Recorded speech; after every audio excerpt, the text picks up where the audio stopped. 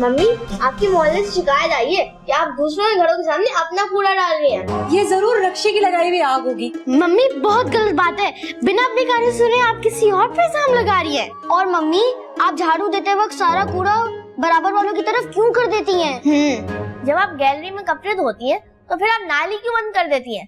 सारा पानी गली में खड़ा हो जाता है, नमाजियों को गुजरने में मुश्किल होती है।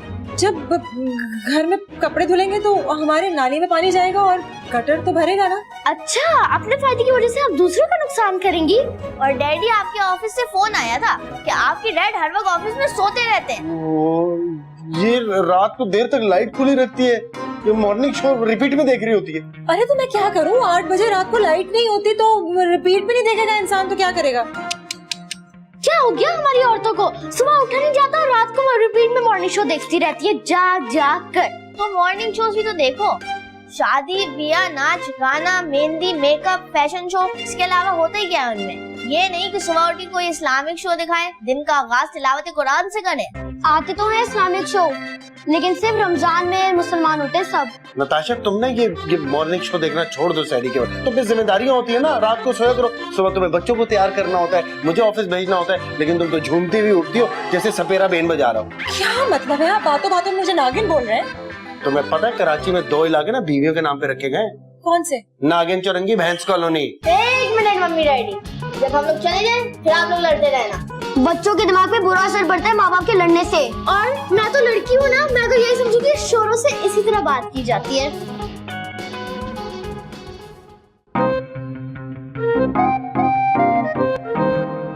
जी, कोई काम है? हाँ, वो मैं देखने आई थी कि तुम लोग क्या कर रहे हो। हम तो बम बना रहे हैं, फिर अभी बेडरूम में फोड़ेंगे। अरे भाई, बातें कर रहे हैं, गपशप कर रहे हैं। अच्छा, ठीक है ठीक है। मम्मी, हमारे मेहमान आए हैं, कोई अच्छी सी पोएम से सुनाए। क्या? पोएम मैं सुनाऊं? जी जी, आप ही हो कह रहे हैं, पोएम सुनाए ना कोई अच्छी सी। लेकिन मुझे तो कोई पोएम नहीं आती। आपको पोएम सुनानी पड़ेगी, मेहमानों के सामने मना नहीं करते। ब्रिश, मुझे फोर्स तो ना करो, मेरा मूड नहीं है अभी। हाँ। जब आपके मेहमान आते थे तो आप हमारे साथ जबरदस्ती क्यों कराती थी? हमारा भी मूड नहीं होता था। खुद को कोई अच्छी पोएम आती नहीं है, हमसे कहती है सही से पढ़ो। वही पोएम्स तो मेरी मम्मी को भी याद नहीं है। इनफैक्ट उनकी तो इंग्लिश भी बहुत कमजोर है, बस सेहत अच्छी है।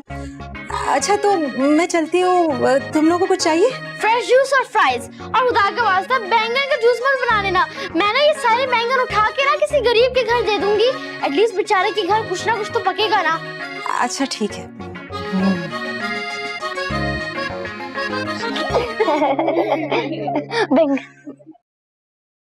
अरे बबलू बेटा है, कैसे हो बेटा? जी ठीक हूँ, आप कैसे हैं अंकल? हम वैसे ही पुराने। डैडी, आपको पता नहीं है कि बच्चों की बातों में नहीं बैठते? ये बैठ जाते हैं और हमारी सारी बातें सुनते हैं। हाँ तो ठीक है, बैठ जाएं, लेकिन हमारी बातों में इंटरप्ट ना करें। और सुनाओ बबलू, तुम्हारे डैडी की जॉब कैसी चल रही है?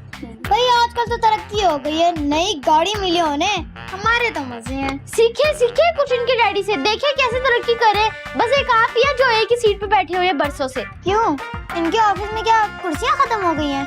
नहीं नहीं, कुर्सियां तो बहुत है, लेकिन उनमें आगे बढ़ने का कोई एम्बिशन ही नहीं है। बस एक जगह बैठ गए तो बैठ गए। इतने साल हो गए इनको ऑफिस असिस्टेंट बने हुए, लेकिन कभी तरक्की करने का सोचा ही नहीं। इनके साथ के सारे दोस्त आगे निकल गए, बस यही एक पीछे। बेटा, वो सारे लोग जो है वो बॉस के लल्लू चप्पू करते हैं, आगे पीछे घूमते हैं। मैं ऐसा नहीं करता। गलत, आप ये क्यों नहीं बोलते? आप में इतनी काबिलियत ही नहीं है।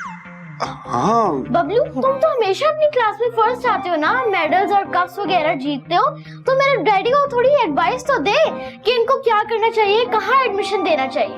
भाई आजकल तो आईटी का दौर है, अगर ये जदीद कोर्सेज कर ले तो इनको दूसरी जगह जॉब मिल जाएगी, अच्छी खासी सैलरी मिलेगी, मेरे डैड से भी ज्यादा मिलेगी।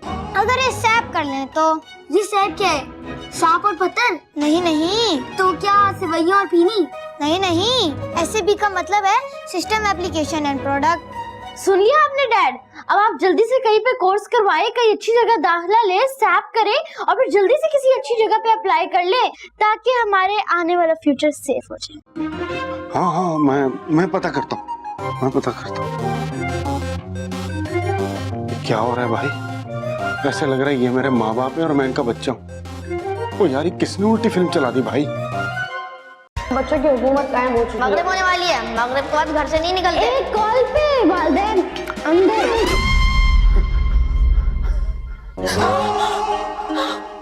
ओह माय गॉड, कितना भयानक ख्वाब देखा मैंने। क्या? एक मिनट, कैसा ख्वाब? ये कि पूरे मुल्क में बच्चों की हुकूमत कायम हो गई है, सारी पावर्स उनके पास है और वो हम पे हुक्म चला रहे हैं। ओह माय गॉड सलमान, मैंने एग्जैक्टली ऐसा ही ख्वाब देखा, बिल्कुल यही ख्वाब देखा मैंने। तुमने मुझसे लीड ली हुई थी क्या?